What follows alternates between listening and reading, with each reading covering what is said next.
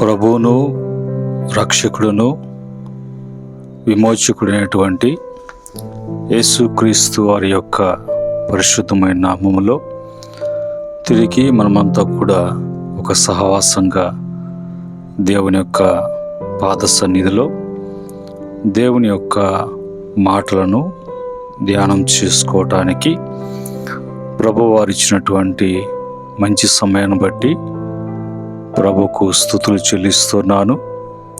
అంత మాత్రమే కాకుండా మరి కూడి వచ్చినటువంటి బిడ్డలకును, ఈ యొక్క మాటలు వింటున్నటువంటి బిడ్డలకును ప్రభు పేరిట శుభములు తెలియజేస్తున్నాను. ప్రియమైనటువంటి దేవుని బిడ్డలారా, ఈ సమయాన దేవుని యొక్క వాక్యాన్ని మనము చదువుకొని వాక్యాన్ని మనము ధ్యానం చేద్దాం. మత్తయి సువార్త 9వ అధ్యాయము 2వ వచనంలో ఉన్నటువంటి మాటని నేను చదువుతూ ఉన్నాను. మత్తయి సువార్త 9వ అధ్యాయము 2వ వచనములో, ఇదిగో జనులు పక్షవాయువుతో మంచం పట్టి ఉన్న ఒకడిని ఆయన వద్దకు తీసుకుని వచ్చిరి. యేసు వారి విశ్వాసం చూచి, కుమారుడా, ధైర్యముగా ఉండము, నీ పాపములు క్షమించబడి ఉన్నాయని పక్షవాయువు గలవానితో చెప్పాను. ఇక్కడ మరి రాయబడినటువంటి మాటల్లో యేసు ప్రభు ఈ లోకములో ఆయన 33.5 సంవత్సరం జీవించిన కాలంలో 3.5 సంవత్సరము పరలోకపు తండ్రి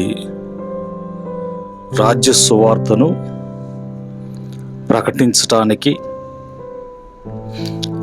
అనేక స్థలాలలో, అనేక సమాజ మందిరములలో, ఆయా సందర్భాలలో యేసు ప్రభు వారు రాజ్య సువార్తను ప్రకటిస్తున్నటువంటి దినాలలో అనేక మంది గుంపులుగా గుమ్ముకూడి ఆయన మాటలు వింటూ విశ్వసిస్తూ తమ యొక్క హృదయాలను దేవుని వైపు త్రిప్పినటువంటి వారుగా కనిపిస్తూ ఉన్నారు. అయితే ఒకసారి యేసు ప్రభు ఆయన ప్రకటిస్తున్నటువంటి ఒక ప్రాంతంలో పక్షవాయువు కలిగినటువంటి వ్యక్తికి యేసు ప్రభు ద్వారా స్వస్థత కలగాలని, అతను బాగుపడాలని, అతనుకు బాగు చేయించాలని, అతను మంచాన పట్టినటువంటి ఆ పక్షవాయువు కలిగినటువంటి వ్యక్తిని నలుగురు మోసుకుంటూ వచ్చారు. యేసు ప్రభువుకి వచ్చేటప్పటికి ఆయన ఒక ఇంట్లో ప్రకటిస్తున్నటువంటి, బోధిస్తున్నటువంటి బోధనందరూ వింటూ లోపలికి ప్రవేశించడానికి మరి స్థలం లేనటువంటి పరిస్థితి.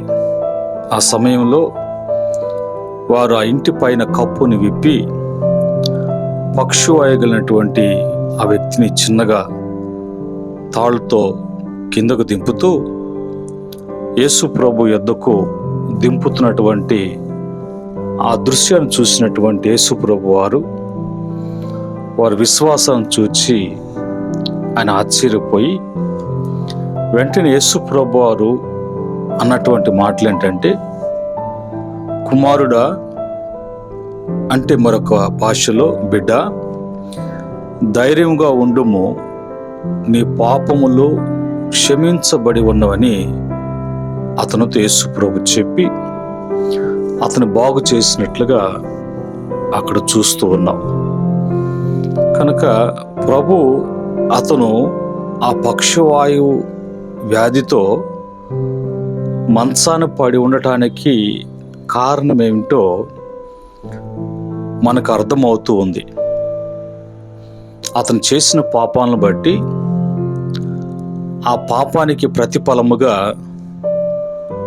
రోగి అయి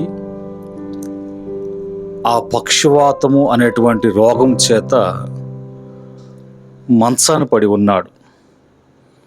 అయితే అతనిలో ఉన్నటువంటి విశ్వాసం, అతనిలో మార్పు చెందటానికి, అతను బాగుపడటానికి, తన జీవితంలో ఆ స్థితి నుంచి, ఆ వ్యాధి నుంచి, వ్యాధి బంధకాల నుంచి అతను విమోచన కలగాలని విడుదల కోరుకున్నటువంటి వాడుగా ప్రభు యొక్క సన్నిధికి తీసుకువెళ్ళని ఒకవేళ వారిని కోరినట్లుగా అతను కోరిక మేరకు అతను ఆశపడుతున్నటువంటి ఆశ కొలది యేసు ప్రభు దగ్గరికి ఆ వ్యక్తిని తీసుకురావటం జరిగింది.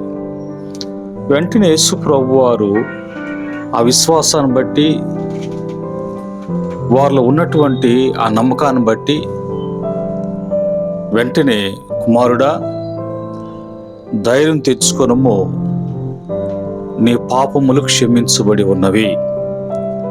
అక్కడున్నటువంటి వాళ్ళు పాపాలకు క్షమించటము ఏంటి, ఈయన ధర్మశాస్త్రానికి వ్యతిరేకంగా మాట్లాడుతున్నాడే అన్నట్లుగా అక్కడున్నటువంటి వారు యేసు ప్రభు వైపు చూస్తూ ఉన్నారు. వెంటనే యేసు ప్రభు మరి పాపాలు క్షమించటము అనేది, క్షమించేటువంటి అధికారము భూమి మీద మనిషి కుమారునికి కలదు అని యేసు ప్రభువులకు సమాధానం చెప్తారు. అయితే ఈ దినాన మానవుడు చేసినటువంటి పాపము, అపరాధములు క్షమించబడి తిరిగి ఆ పాపముల నుంచి విమోచన కలగాలి అని అంటే, ఈ లోకంలో ఎన్ని ప్రయత్నాలు చేసినా, ఎన్ని పుణ్యకార్యాలు జరిగించినా అది ఆ పాపం నుంచి విమోచన కలగదు. కానీ ఆ పాపం నుంచి విడుదల కలిగించేటువంటిది ఏది కూడా లేదు. కానీ పాపులను రక్షించటానికి ఈ లోకానికి వచ్చినటువంటి, నశించిపోతున్నటువంటి దానిని వెదికి రక్షించుట కొరకు వచ్చినటువంటి, సర్వ మానవాళి కొరకు, సర్వ మానవాళి యొక్క పాప విమోచన కొరకు తన ప్రాణాన్నే బలిగా, అర్పణగా అర్పించటానికి వచ్చినటువంటి పాపుల రక్షకుడైనటువంటి, విమోచకుడైనటువంటి యేసుక్రీస్తు ద్వారానే మానవుడు పాపము నుంచి, అపరాధముల నుంచి, ఆ యొక్క పాప శిక్ష నుంచి, పాప బంధకాల నుంచి, పాపంలో వచ్చే జీత మరణం నుంచి విడిపించగలిగినటువంటి ఒకే ఒక దేవుడు యేసుక్రీస్తు వారు. కనుక ఈరోజు మరి అలా పాపములు క్షమించబడాలంటే, పాపం నుంచి విడుదల కలగాలంటే ఏం చేయాలి, ఏం చేస్తే నా పాపాలు పోతాయి, ఏ విధంగా చేస్తే నా పాపాలు క్షమించబడతాయి, ఈ పాపం వలన వచ్చేటువంటి ప్రతిఫలంని అనుభవించకుండా తప్పించబడాలంటే ఏం చేయాలి అని వాక్యాన్ని బట్టి ఆలోచన చేస్తే, దేవుని వాక్యములో భక్తుడు అంటాడు, కీర్తన 86వ కీర్తన 5వ చరణంలో, ప్రభువా, నీవు దయాళుడవు, క్షమించుటకు సిద్ధమైన మనసు గలవాడు, నీకు మొరపెట్టు వారందరి ఎడల కృపాతిశయము గలటువంటి వాడువు అని అంటాడు. చూడండి, ఆయన యొక్క దయను బట్టి మనలోను క్షమించటానికి సిద్ధమనేటువంటి మంచి మనసు కలిగినటువంటి దేవుడు. ఆయన మొరపెట్టిన వారందరికీ కూడా కృపాతిశయం చూపించి వారిని విడుదల కలిగించే దేవుడిగా ఉన్నాడు. మరొక మాట, కీర్తన 103వ కీర్తన 3వ చరణంలో కూడా భక్తుడు అంటాడు, ఆయన నీ దోషములన్నిటినీ క్షమించువాడు, నీ సంకటములన్నిటిని కూడా కుదుర్చువాడు అని అంటాడు. కనుక ఈ మాటలను బట్టి అర్థం కావాల్సినటువంటిది ఏంటంటే, చేసినటువంటి తప్పులను బట్టి అపరాధులను బట్టి క్షమించేవాడు, విమోచించేవాడు, తిరిగి ఆ పాప దోషముల వేటిని కూడా మానవుని మీదకి రాకుండా ఆ పాప శిక్షను అనుభవించడానికి వచ్చినటువంటి పుణ్యపురుషుడు ప్రభు అయిన యేసుక్రీస్తు వారు. కనుక ఈరోజు మన పాపాలు క్షమించబడాలంటే ఏం చేయాలి? వాక్యానుసారంగా చూసినప్పుడు లూకాసు వార్త 7వ అధ్యాయము 38వ వచనములో, యేసు ప్రభు దగ్గరికి వస్తే కానీ పాపాలు క్షమించబడవు, పాపముల నుంచి శుద్ధి చేయబడరు, పాపము నుంచి విమోచించబడరు, పాపము జోలి రాకుండా పాపం వల్ల వచ్చే ప్రతిదీ కూడా నుంచి తప్పించటానికి ఆయన సమర్థుడు, శక్తివంతుడు. కనుక మొదటిగా యేసు ప్రభు దగ్గరికి, యేసు యొద్దకు రావాలి. రెండవదిగా లూకాసు వార్త 7:38 ప్రకారంగా యేసు ప్రభు నందు నమ్మిక ఉంచాలి. ఆయన ఒక్కడే రక్షించగలటువంటి దేవుడు. ఆయనలో ఏ పాపము లేదు. ఆయన పుట్టుకలో పెరుగుటలో ఏ పాపము లేదు. అలాంటి పాపము లేనటువంటి పుణ్య పురుషుడు సర్వ మానవాళి యొక్క పాప నిమిత్తమై పాప శరీరముగా సిలువ మీద ఆయన మార్చబడ్డాడు.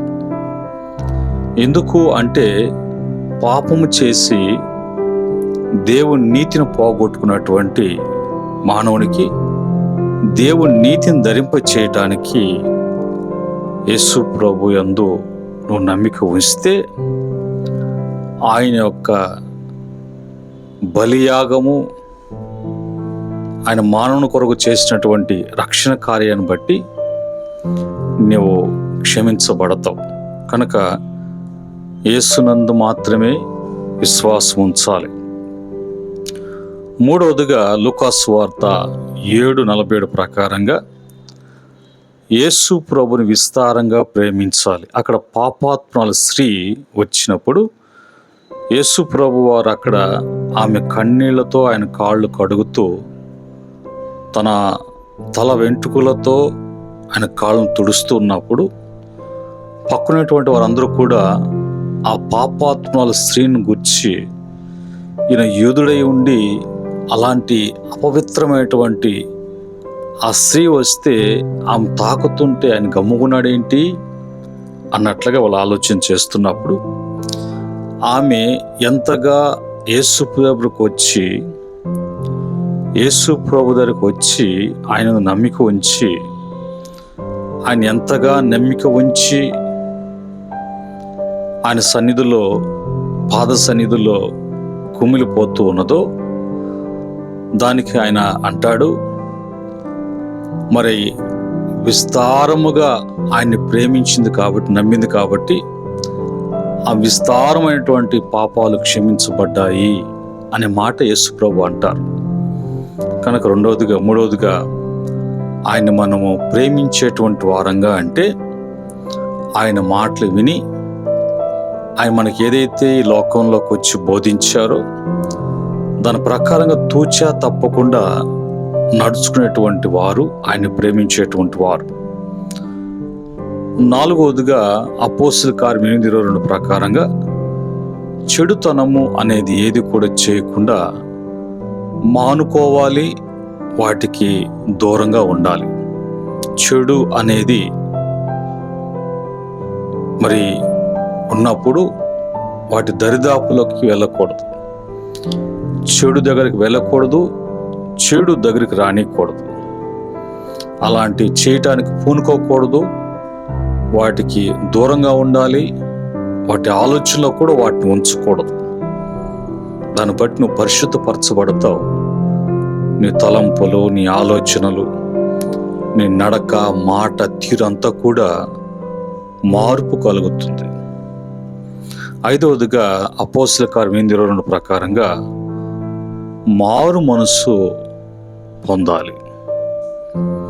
లోకం నుంచి ప్రత్యేకించబడిన తర్వాత ఒక ప్రత్యేకమైన జీవితం, లోకము నుంచి మనస్సు యేసుక్రీస్తు వారి వైపు త్రిప్పుకున్నటువంటి వారముగా, త్రిప్పబడినటువంటి వారముగా మారు మనస్సు